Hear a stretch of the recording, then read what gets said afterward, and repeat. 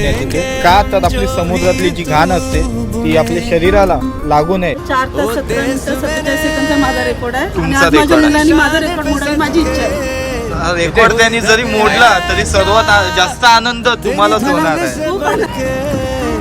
तेरी धूप से रोशन तेरी हवा पे जिंदा तू बाग है मेरा मैं तेरा परिंदा.